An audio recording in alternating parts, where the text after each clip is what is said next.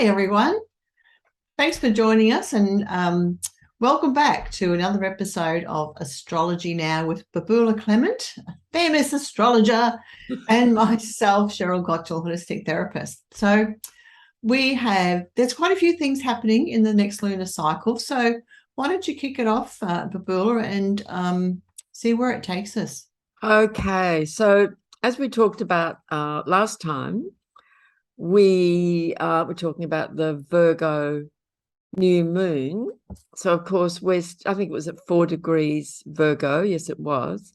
So we're in the Virgo cycle and building up to the full moon. So by the time this video comes out, it's probably, very close to the full moon, which will occur on the 10th of September. Pretty much at 8 o'clock in the evening on that date in the eastern states of Australia. It's like 1 minute before 8 o'clock in the evening. So that'll be the full moon. And of course, in Pisces. Because it's the Virgo cycle. When the moon is full opposite the sun in Virgo, she will be in the sign of Pisces. So that introduces, of course, all the themes of the polarities between Virgo and Pisces and how they are connected and how they're different. They're both mutable signs, so they share that in common, absolutely, the mutable signs. And of course, as is Gemini, so Mars is very active in Gemini at the moment too. So there's actually a lot of mutable energy around at the moment, particularly on the full moon. So the mutable signs are all about movement, and they help us to be adaptable, to adapt to change, to be flexible. Like mutable signs often get bored fairly easily. They like different things to be happening. And love's variety can get a bit scattered. So there's a lot of that energy around at the moment. So, that can mean we're finding ourselves, particularly around the full moon, which is the peak of the cycle, getting a bit sort of fractured and scattered. And there's just so many things going on, like we're juggling a lot of things. I was sharing with a friend yesterday, it feels like we're multitasking on overdrive. And she said, oh, God, yes, that's exactly what it feels like. But isn't it interesting, though, with that Virgo Gemini polarities, when we're so busy, we sort of go, no, step back. Well, when you're feeling it, you want to sort of pick and choose what you want to keep in your life and get rid of the rest, but go through it like very meticulously. That's right. And that's exactly right. So the Virgo part of this is that meticulous analytical process of discrimination. Yes. Are we discriminating and being more careful about our choices? And of course, the opposite polarity of Pisces is everything. It's not a sign of discrimination. It's more about feeling everything and experiencing everything. So there is, and it's all felt, in Pisces, it's all felt. In Virgo, it's a practical earth sign, but it's also quite mentally analytical. So it's an interesting polarity. And, in the Virgo cycle, we are all doing a lot of that analytical discriminating and crossing T's and dotting I's and taking care of details and cleaning and sorting and all of those sorts of things. And then during the Pisces full moon couple of days, which, by the way, is conjunct Neptune. The full moon is conjunct the planet Neptune, the ruler of Pisces. So it's a very watery Neptunian Piscean full moon, this one, opposite the Virgo energy. In Pisces, the urge and the impulse is to, just let it all go. Well, what does it matter? Or I'm being a bit flippant about that, but it is about letting go, just letting go. Look, stop trying to figure everything out. There's Pisces to Virgo. You can't analyze everything to death. Yeah. Well, it is a water sign anyway, so it's Right. hard to grab onto. Yeah, exactly. Yeah. Exactly. Like, and it's mutable water, so it's running water, it's moving water, the oceans, the tides, Yeah. the waves. How do you hold that? You can't. Yeah. You can't nail a wave to the beach.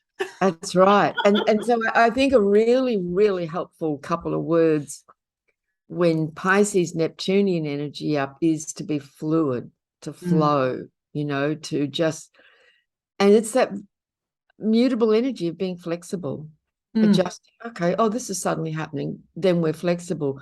The fixed signs that have been getting such a hammering in 2022 are not so flexible. They're more about holding things in place and mm, securing things. So the mutable signs teach us to be fluid and flexible, which we have to be actually with so many different things going on.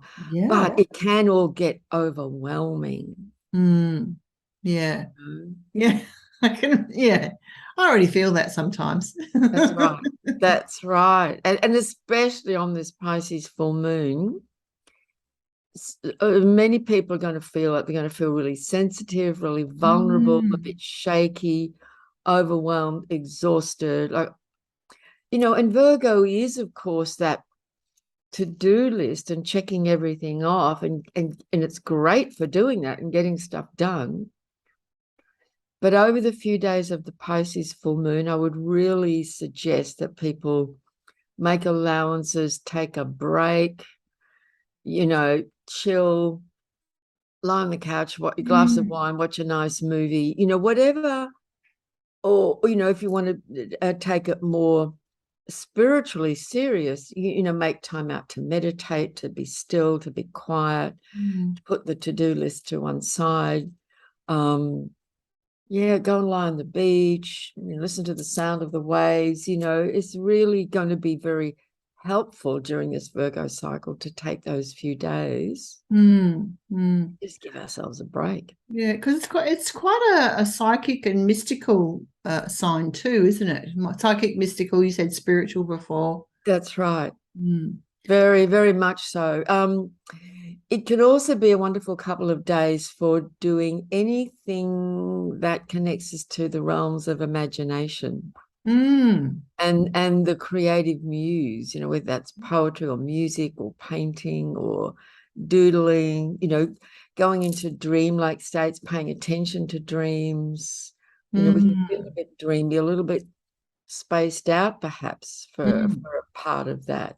But, Yeah. that can also be a lovely break from just the relentless things to do. Yeah. Well, I was just earlier, I was looking up people who are Pisceans, and Steve Irwin and Yes, Elizabeth Taylor, yes. Albert Einstein, Yep. and Rupert Murdoch of all people. That was very surprising. Yeah, there are some surprising people in public life who you wouldn't expect to be Pisces. Mm, mm, Yeah, yeah. But Einstein's a really interesting one, obviously a high intellect. But I've read many quotes of his over the years, and what struck me, I guess thinking astrologically, he's a Pisces. He's often referred to imagination and intuition, mm, and it's in those moments of deep relaxation, like in the bath and just relaxing. And he spent days or weeks or months or even years trying to nut something out. mm. And in the bath, he just relaxes and forgets about it, and all of a sudden it just drops in. Yeah, yeah, exactly. Yeah. And so and he's often spoken in fairly mystical sorts of terminology. Yes, that's true. Yeah. So that's where that comes in. I was thinking about Steve Irwin too with his crocodile farm. That's all watery business, you know. Yes. And the other thing about Pisces and Virgo, because he had a Virgo moon Mm, and a very strong combination of energies at the midheaven in Virgo with the moon and some other things up there. mm, Black moon, Lilith, and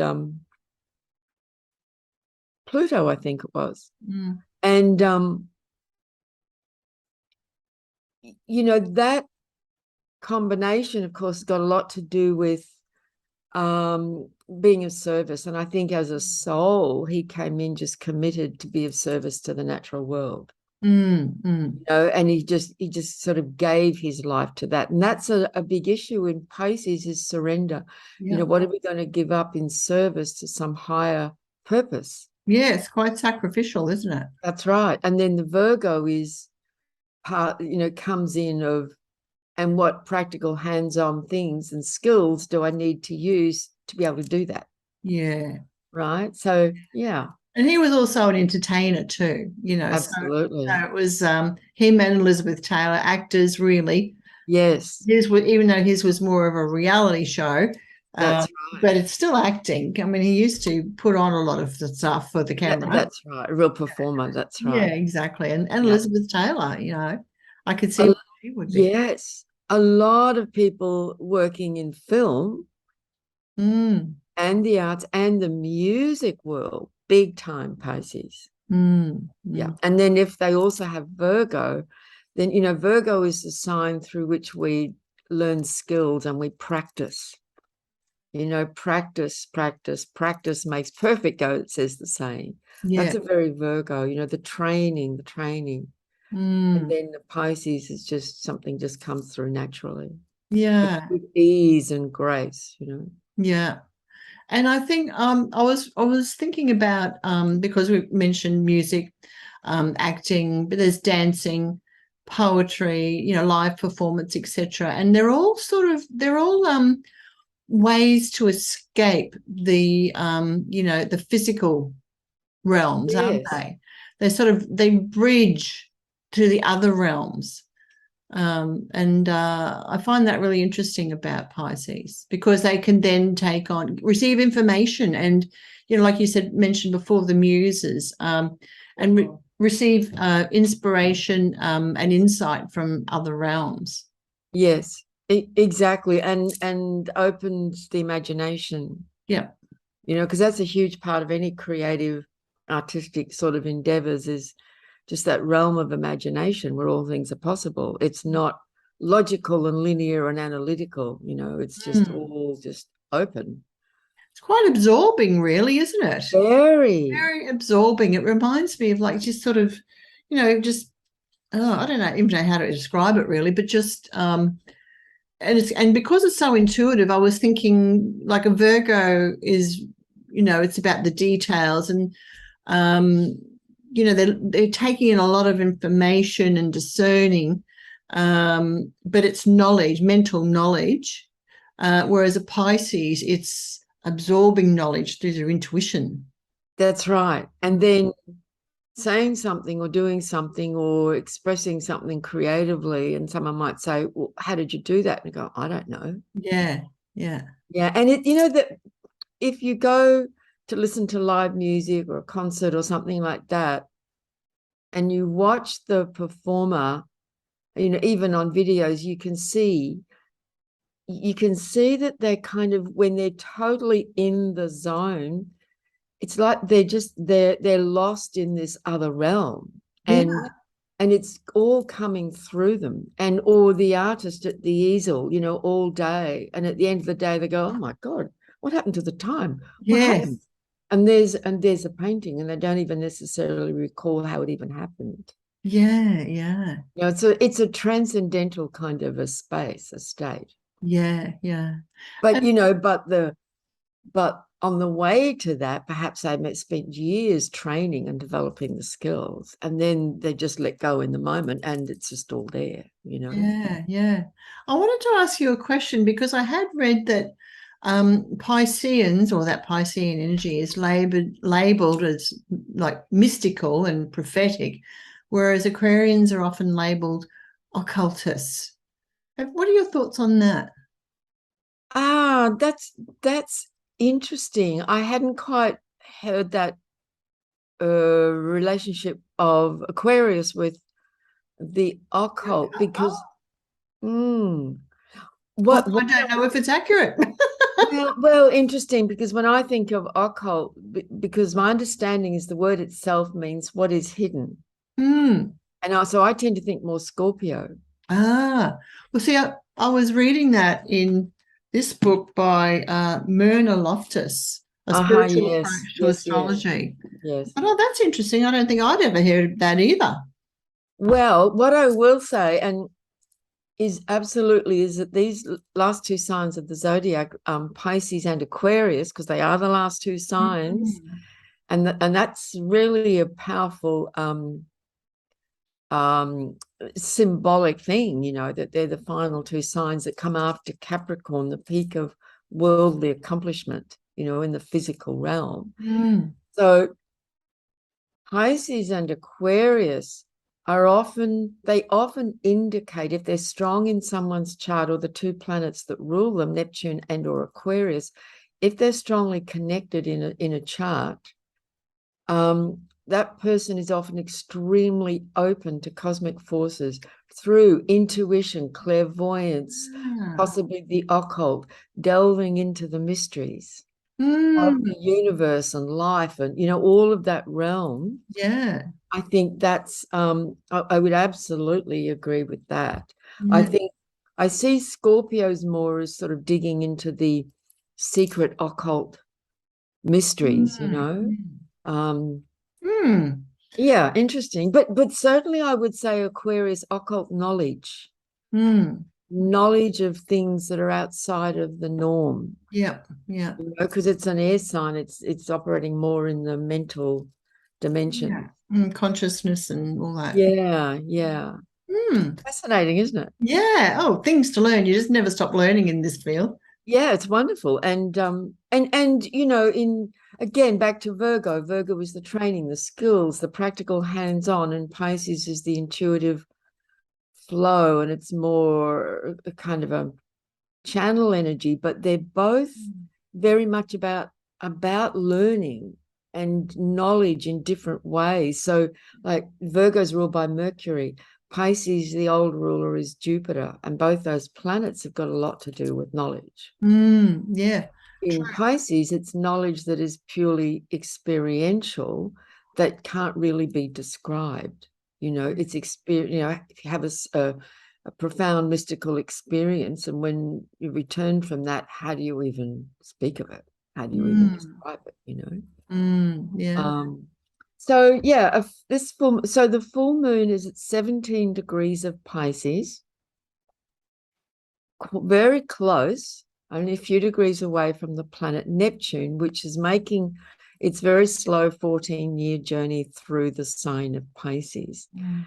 And in 2026, it will begin to finally leave Pisces after 14 years and move into Aries. So this has been a long kind of Piscean phase in many ways that we're in, because Neptune rules the sign. When a planet's in its own sign, it's particularly powerful. And so yeah, it's a long 14-year phase.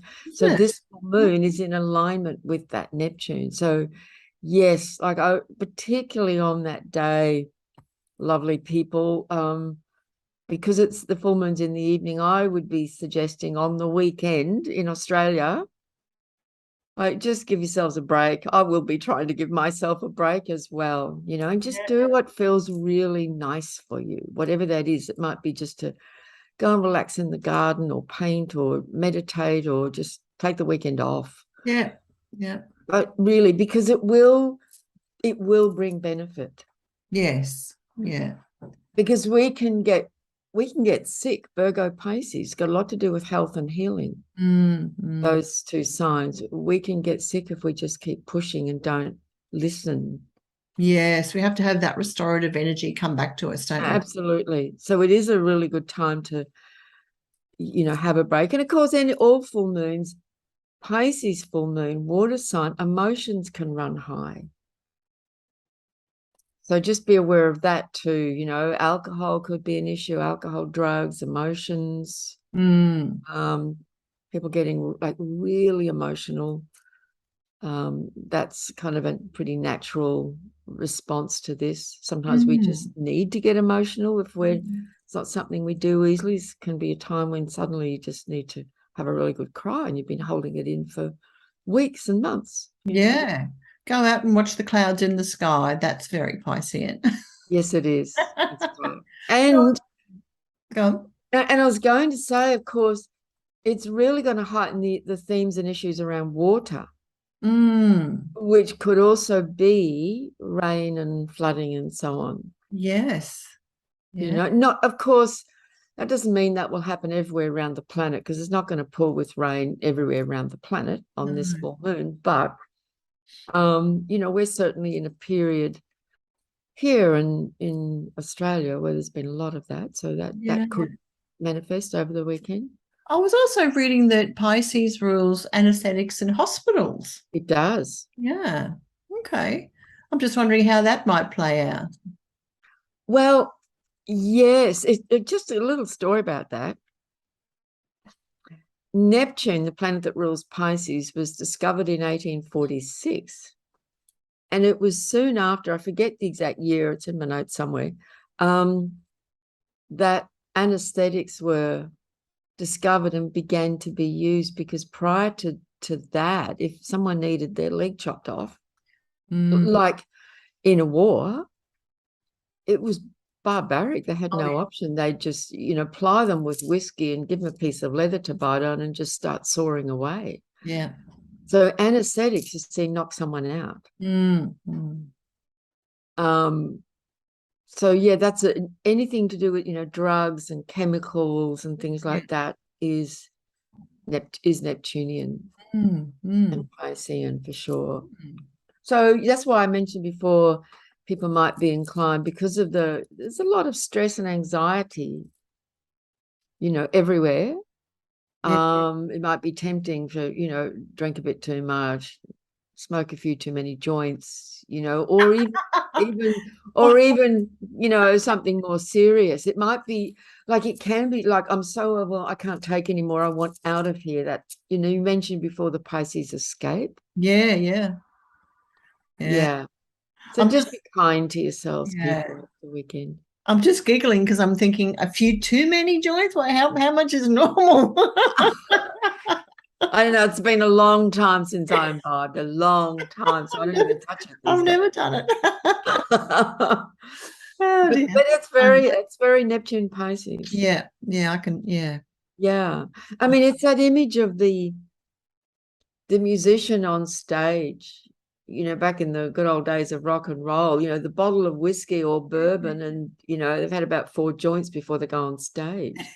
You know, that's one very strong expression.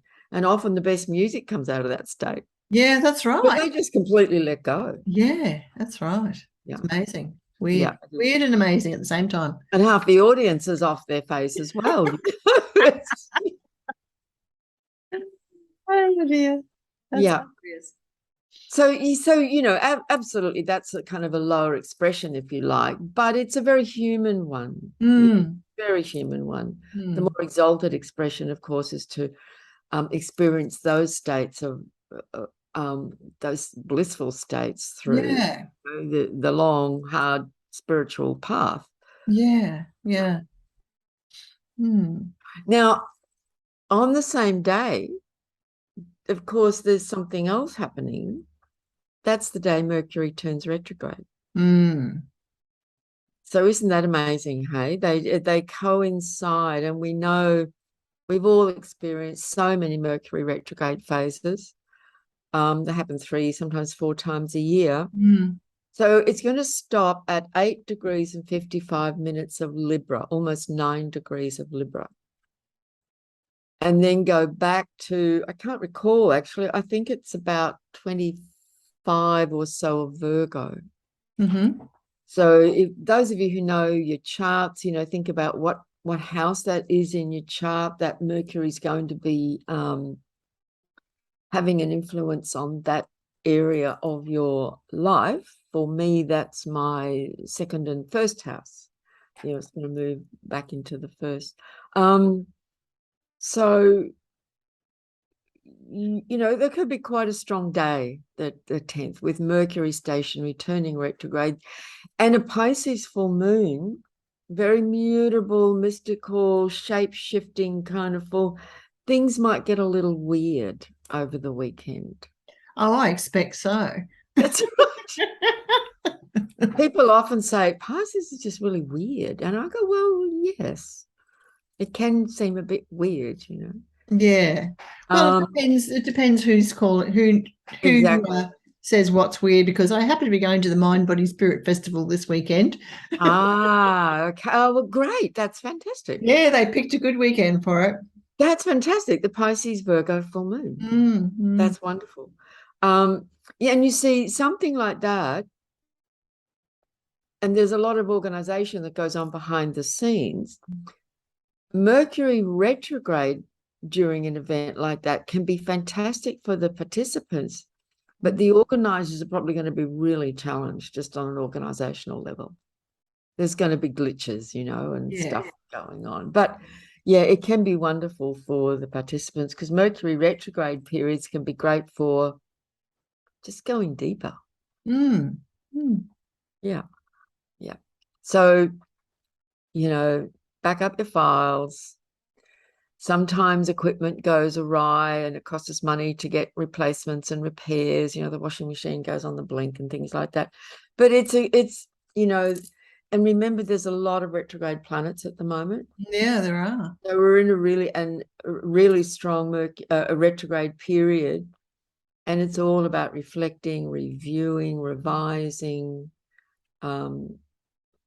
reconsidering, reevaluating, returning back to things from the past. Often show up, for review, for reconsideration, that kind of Yeah. thing. Yeah. Yeah. Hmm. So, so that's the 10th. On the 17th, there's a couple of things happening. Venus will be at 14 degrees of Virgo because she moved into Virgo on the 5th of September. Mm. So that's just a couple of days ago for us. And that's a really interesting one.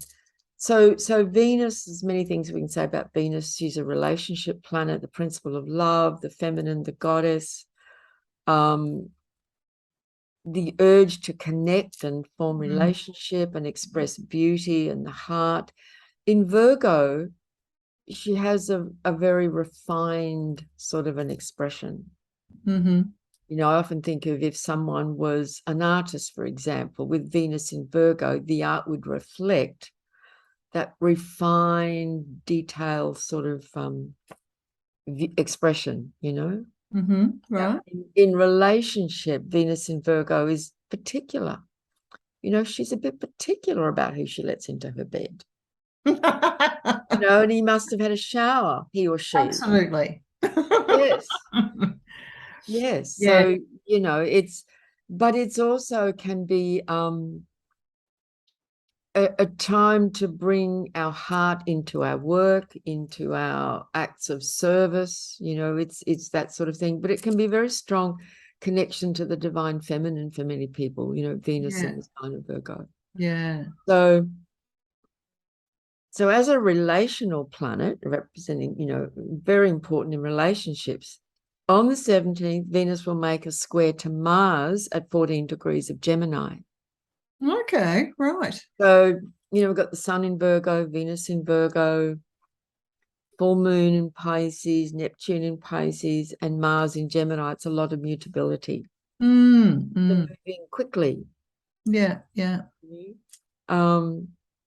When Venus and Mars make a square to each other, it's like, at a very basic level, it can feel like the battle of the sexes. Yeah. The warring masculine, feminine, because they're in an aspect of tension with each other. But really, I think it's a lot about what do we love? What are we passionate about? How are we going to take action on that? Both of these signs, Virgo and Gemini, are ruled by Mercury. So this square is going to take place in very mercurial signs while Mercury's retrograde. So, with all this mutability and that strong mercurial theme, there's a busy vibe to all of this. Yeah. I'm also wondering how that affects, like Venus it represents our values, and one of those big ones is money. Absolutely. How do you think that might play out? in Gemini. Well, Venus is in Virgo and Yeah. Mars is in Gemini. Yeah, it might be that where, that's a really good question. It might be that we're having to get more information, educate ourselves a bit about what's going on in the world, about, are we up to date with our finances? Are our books in order? Have we sorted things out? Are we having the right conversations with the right people to be well informed? Yes. Yep. You know, because it's very much in a state of flux, that whole, on a personal level, but I'm also looking at the context of everything that's going on in the world, which affects us all on a personal level. I think informations are really important. Yeah, I think so. And to get a variety of viewpoints. Yeah. Yeah. Beautiful. Yeah. Yeah. Because I'm thinking, I'm seeing, and I don't do this myself, but I don't dabble in cryptocurrency, but I am seeing that, people are now losing money in crypto. Absolutely. So yeah, I just wondered how that might play out. But yeah, getting more information about what the heck you're doing. Yeah. My view on that is, honestly, I don't think anybody knows. Yeah. I feel I did put a small amount of money into it, and I watched it go way, way, way up at the end of last year, and then it's just gone way down. It wasn't a lot, thank God, but I just thought, okay, I'm going to have a little piece of the action, Yeah. sort of be in it in a way. So yeah, it's been really interesting. I'm not overly invested in what happens because it's not going to hurt me if it goes down particularly. Yeah. Nobody likes losing money, of course, but That's right. Yeah. And I've been watching, I like to watch the markets, and I've seen that silver has gone down where it was going up, and everything's all over the place, isn't it? it's all over the place. It's very fluid. And who knows where cryptocurrency and Bitcoin will end up. They might end up completely tanking, or they might end up going through the ceiling. Yeah. I actually have no idea, and I really don't think anybody really does. Yeah. Yeah. That's my take on that one. I think that's particularly while Uranus is in Taurus, for still a couple more years. Yes. Got to wait and see on that one. Yeah. Everything is very unstable, and there are big plans afoot to completely change the financial system. Yes. And frankly, between you and me and the gatepost, I don't think it's going to be for our benefit. Yes. Yeah. So I think we've got to try best and get informed, have conversations with different people, different points of view, because weigh things up. Be And it's informed. who knows what's the best thing to do, but I think we've got to keep a really open mind here and not just do it the same old way, because we're not in a same old time. Yeah. Now, with Venus squaring Mars in Gemini, I'm also wondering about the media. Yes, indeed. Yes. I mean, how do you think that might play out? Indeed. Well, I saw a report just, I don't know, was it yesterday or the day before, along the lines of, this is in Australia. Oh, I saw something this morning too. Apparently in Australia, it's been going on for a while, but the big 3 morning TV shows, which had huge ratings for years and years and years, their ratings are plummeting. People are just turning them off. Yeah. And I saw something, I think it was this morning, about CNN has got a new boss, and he's making some really big changes. And I read what apparently is a letter from him to all the employees. You never know if anything you read is true, but apparently this is a letter to all his employees that they have to be more open-minded, not just have one point of view. Apparently a number of key people have already lost their shows, their jobs, like big names in CNN. So yeah, it's really interesting. Mars is in Gemini now for a long time. Yes. Yeah. Yeah. And I think it's about the end of March, and it's going to go retrograde from the end of October. So it's really very much activating that whole realm, everything Gemini and Mercurial. And I was thinking too that maybe those mainstream media, people are looking for information of value. Yes. So I think that they need to make that big shift. And because there's a lot of things that we see that aren't valuable. Reality TV shows, it just occupies our mind, but it doesn't actually help us. No. Because we have to have our own experiences in life anyway. Yes. People who are in reality TV are not us. Yes, that's right. Yeah. And it's like playing to the lowest common denominator, isn't it? Yeah. And I've felt like that vehicle of television could be such a powerful vehicle to educate, inform, uplift, inspire humanity, and it's doing the exact opposite. Yes, absolutely. Yeah. Yeah. Yeah. Wasted resource. Totally wasted and very misused resource. Exactly.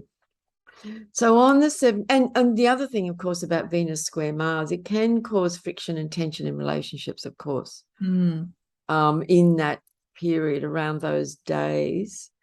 And on the same day, the sun will be in an opposition to Neptune.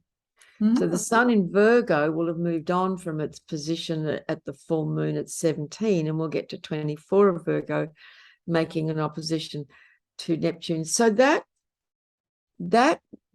period of time from the full moon and the week after, the sun is really coming much closer into an alignment with Neptune.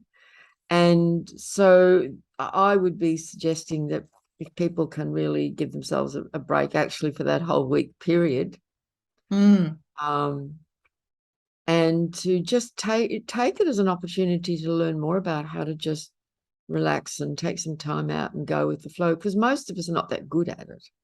That's true. We live a very high-paced life, don't we? And the pressures of this world keep us on the go. Yes. Whether you're retired or not, actually. Exactly. Yeah. We can exactly. become And there's all this stimulation coming in from the outside constantly, unless we've found a way to turn that off, or some, in varying degrees. Yeah. Yeah. So that's the 17th. Oh, now that was clever of me. I didn't even, normally I have the date of the new moon. But the new moon, of course, is pretty much 14 days after the full moon. So that'll be around the 24th. But what I wanted to bring in, because this is going to happen in this period, on the 23rd, the sun will be at 0 degrees of Libra. So it will exit Virgo and enter the sign, or ingress, as we say in astrology, ingress into the sign of Libra. And for us, that's the spring equinox. Yes. Yeah. So, in the culture, we say spring's the first day of September, but in terms of the actual cycles, in relation to the sun and so on, it's the equinox is on the 23rd this year, at 0 degrees, and it makes an exact conjunction with Mercury retrograde at 0 degrees of Libra. Isn't that amazing? Yes. Which is an important moment, actually, when Mercury's retrograde. Like Mercury currently is in Libra, so it's ahead of the sun, which is back in Virgo, and it will stop and turn on the 10th and come back. So as the sun's continues to move forward, Mercury's now moving back to meet it. And they meet, and it happens to be a meeting right on the day of the spring equinox. Yeah, wow. And it's quite an important moment, actually, when the sun and Mercury meet anyway, during these retrograde cycles. So that's going to be quite an important day, because it begins the next 3 months of, these are other important cycles in the year, these 4 quarters of the year. Yeah. Are important turning points. Yeah. We love it when spring comes. I know. It's just taking a while to get here. I know it is. It really is. Oh, so Yeah. go on. Go on. I was just going to bring in that thing of we were talking about earlier. You mentioned about Houdini.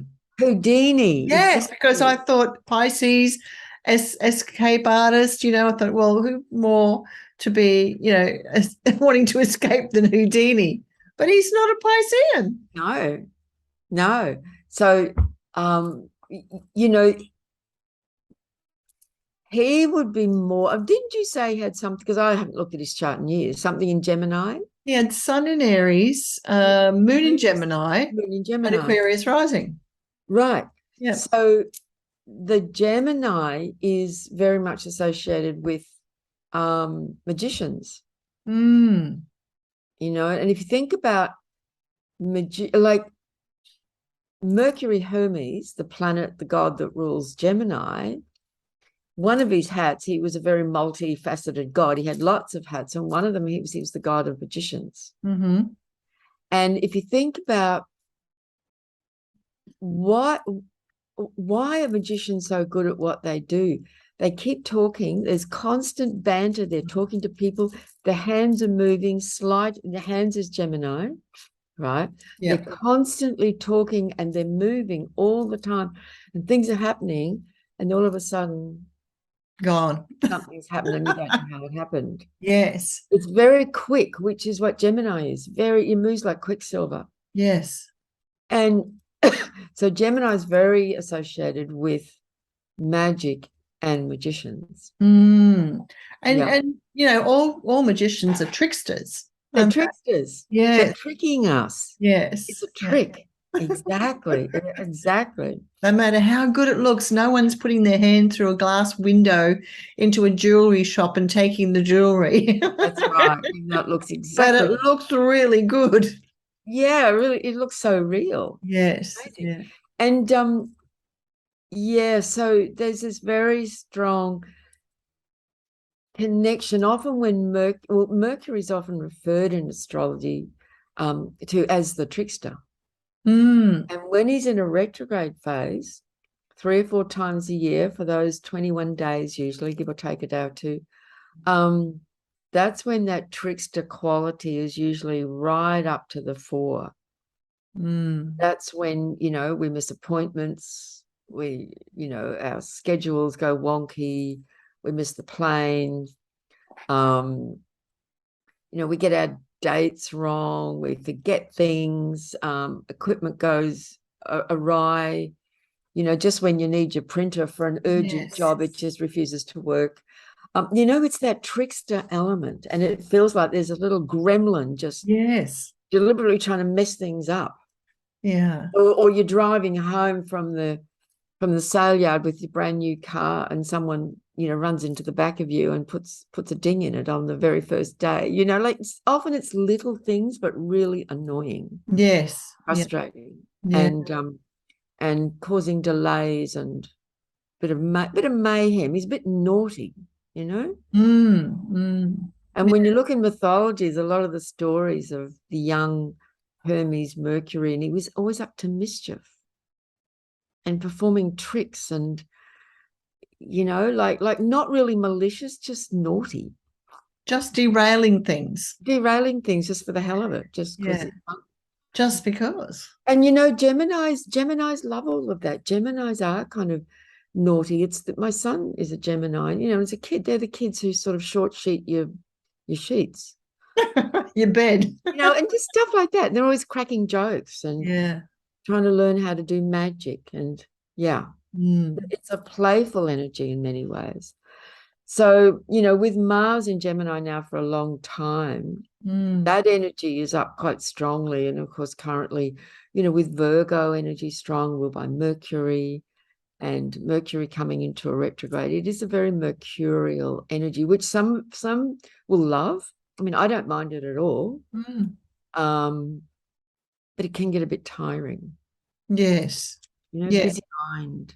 Yeah. It wears you out. That's for sure. Yeah. Wake up, too early in the morning and the mind's already on. And Yes. yeah. Yeah. No.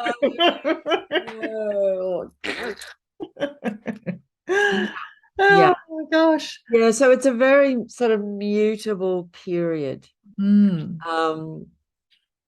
And then as we come into October, there's some strong energies in October, and we're sort of moving slowly towards eclipse season come later October and early November. So the last couple of months of the year are going to be pretty strong. So I Mm. would suggest this one is a time to kind of stay pretty loose.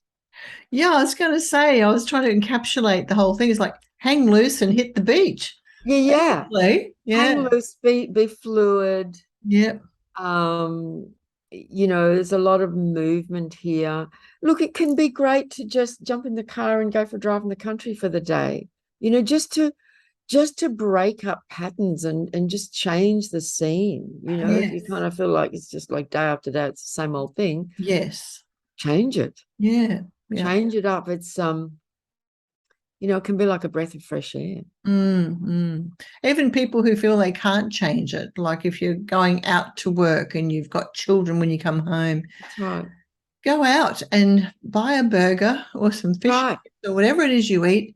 Take it to a nice place where you can look at the view. Maybe in Brisbane, we've got the lovely Mount Cootha, where you can go to the rocks and just get out of the house, away from Exactly. whatever it is you normally do. Just change your routine. Exactly. Yeah. Change things up, do something different. And Yeah.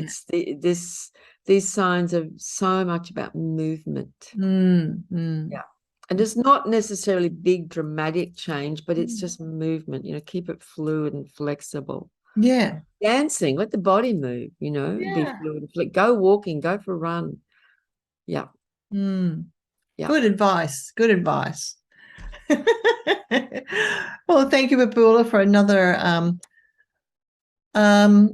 what would I like to say? Chalice of information, Oh, that's lovely. astrological Oh, information. that's lovely. You're so welcome. Yes, and we can all go away and cogitate on that Hmm. and think about how we can change things up and how we can let things go. That's right. Yeah, Exactly. yeah. Exactly. And Yeah. be kind to ourselves. Very, Be very kind. much so. Give Yeah, ourselves a break, for goodness sake. And I'm yeah. talking to myself as much as to anybody. All right. Well, thanks again. And if you've enjoyed this, please remember to like it and subscribe, hit the bell, make sure you get the notifications, share it around. And we will be back in another 2 weeks to talk about the next lunar cycle. So until then, stay safe. Bye, everyone. Bye.